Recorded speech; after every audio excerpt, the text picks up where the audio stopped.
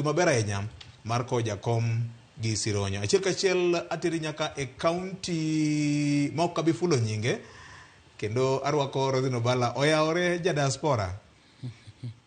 Oyawore ahinya BOJ, ite nade? Wadhi maber ahinya ka wan gi Ken kaachiel kod governor maonge portfolio.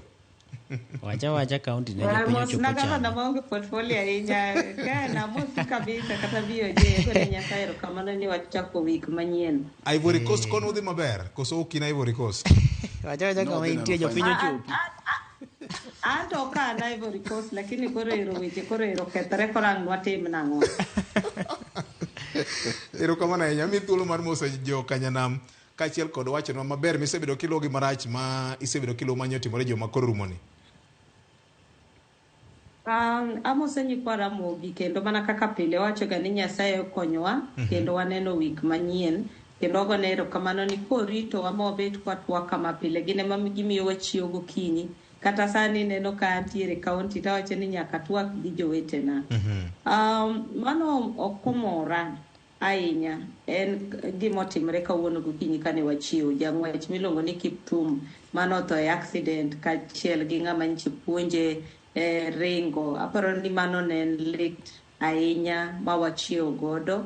To kata nyoro be kane wachiewo ni neno kane achiel kuom joma nosetelo obila kae, King'ori Mwangi be nong'ielo riango nyoro.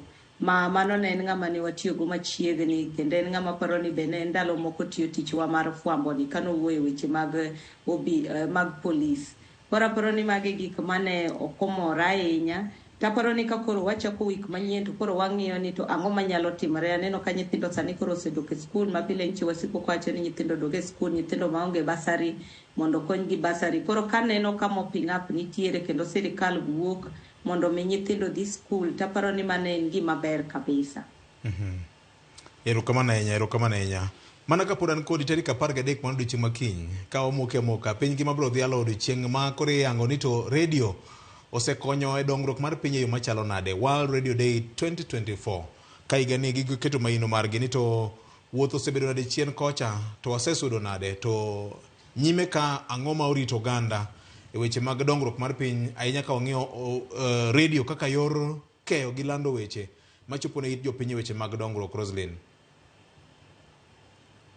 BOJ, ing'eni wang'ni wach World Radio Day biro sama wan kama ok ber ahinya. Aparo ni ng'e kaka jofwambo shida mosebedo go mang'eny ta ahinya gin joma tiyo radio, nikech radio dhi lando kendo chopo ne ji mang'eny. Omiyo ka ok wabedo gi ji maber manyalo tego jopiny kendo lendo maber, to mano ok konywa kaka oganda. Ineno kata wan sani e Ramogi radio wasebet ka watwak gi ji kendo watudre gi ji, to mano be loso kama ji tiye. Ineno kuma ne radio chake chon, sani ng'eni koro ineno ka transformation obet digital transformation obiro, to ken mana mar radio kende. Ineno kata kaka tinde lendo, inyalo lendo nyaka inyalo winjo radio kata simbi kiwuotho. Ok ochuno ni nyaka iting' radio kaka ne wating'o radio chon, ma kata kidhi e pur tiyudo kitimo radio. To kata jok matiyo kuondego ma achiel kuom gi gin wan ma wan jofwambo, iyudo ka kata wan sani joma biro e radio gin jomolony mong'e gima gitimo kendo ging'e gima gibiro nyiso jopiny. Ang'e ni sani wan kaka jofwambo biro bet ka wamak World Radio Day, to sama wabiro no onego wang'e ni to nwawuok kanye, challenges mage mwasebedo godo, ka wadhi into the future, ere kaka wanyalo loko, ere kaka wanyalo miyo jopiny owinj maber gik mwawacho, ere kaka jopiny wanyalo kelo weche mag dongruok ok mana mar ni nyisogi gima timore, lakini mar dongruok kendo mar puonjogi. Aseneno Ramogi radio kata radio stations moko Citizen gini kosebet ka puonjo ji wach mar pur, wach mar ngima maler, health. Taparo ni mane kako nego beni wadhi mbele. Erokamano ahinya. Ng'eni nyoro ne nitiere tugo mapek mane obagi kod Media Council of Kenya e county ma Kisii, e kind jofwambo ma Kisumo kod